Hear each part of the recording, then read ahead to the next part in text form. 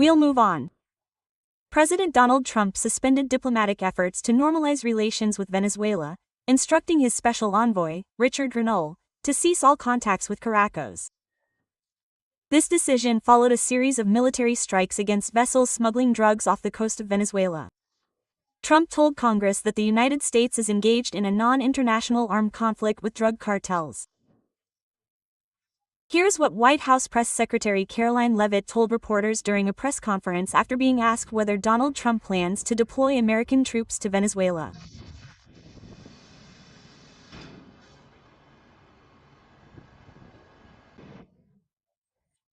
I will not discuss the specific proposals being considered by the president and his national security team, but I believe we have been sufficiently transparent in our position regarding the illegitimate Maduro regime.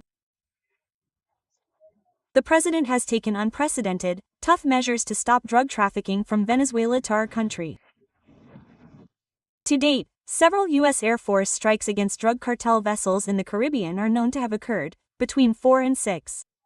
More than 20 smugglers have also been reported killed. Here's how U.S. Secretary of State Marco Rubio recently commented on the situation.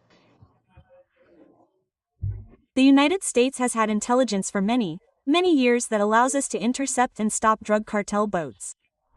And we've done it. But it doesn't work. Interceptions don't work because drug cartels know they'll lose, say, 2% of their cargo.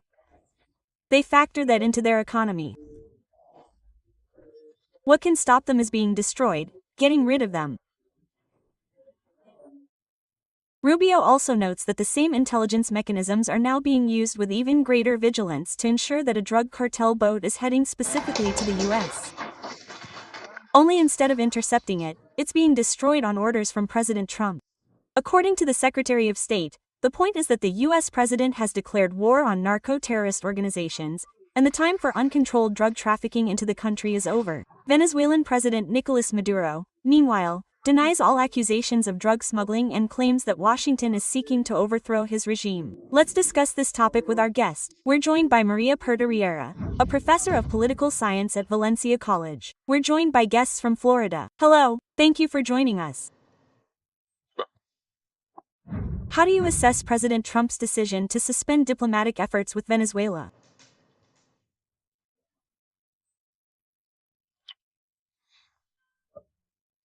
Well, this is indeed a problem, since there was no real chance for a democratic process to resolve the existing problems.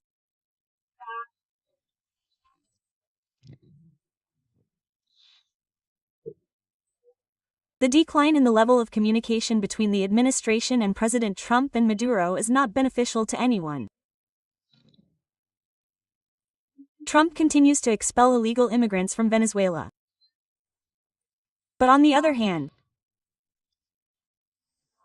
contact with Maduro, which was maintained until recently, was important, if not 4.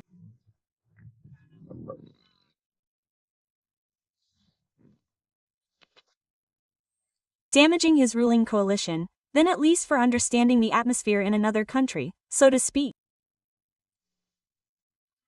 How effective can U.S. naval operations be against drug cartel vessels off the coast of Venezuela?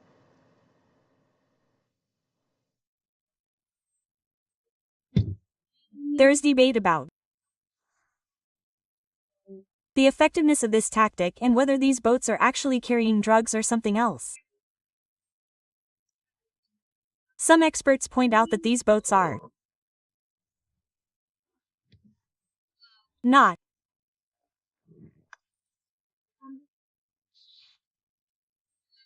located on the Pacific coast, but in the Gulf of Mexico, and most drug trafficking, according to experts, comes from this specific country.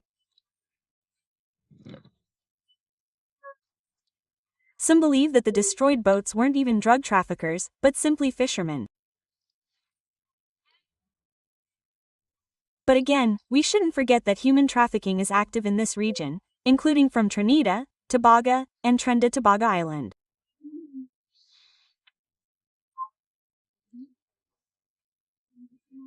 But again, since there was no real trial, we will never be able to know for sure whether the destroyed boats and their crews were involved in drug trafficking and drug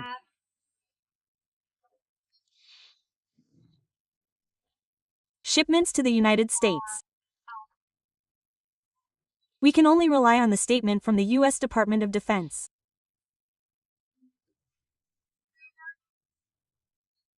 And again, these boat attacks are only verbally effective so far. What risks do you think the suspension of diplomacy poses for stability in the region and relations with other Latin American countries?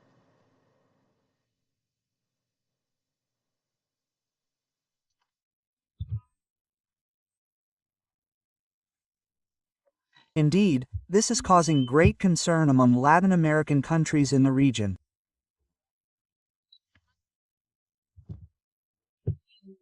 Naturally, the Maduro regime is an unpopular regime on the continent. This is an authoritarian regime that, while not directly involved in drug trafficking, at least turns a blind eye to what's happening. Venezuelan laws state that drug production and transportation are illegal. But then again, repairing the broken relationship between the US and Venezuela places an additional burden on relations with the entire region. Let's not forget Colombia, which has been fighting drug trafficking and cartels for decades, with varying degrees of success. The current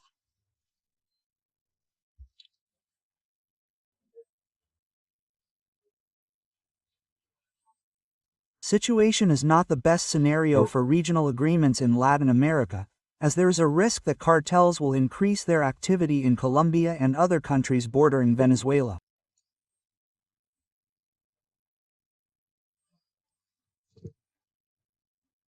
This situation will spread not only to the already mentioned Colombia and Venezuela, but also to other countries in northern Latin America. We all know very well that cartels are a transnational issue. Thank you for your expertise. Maria Porterera has joined our broadcast, a political science professor at Valencia College in Florida. Thank you for taking the time to speak with us.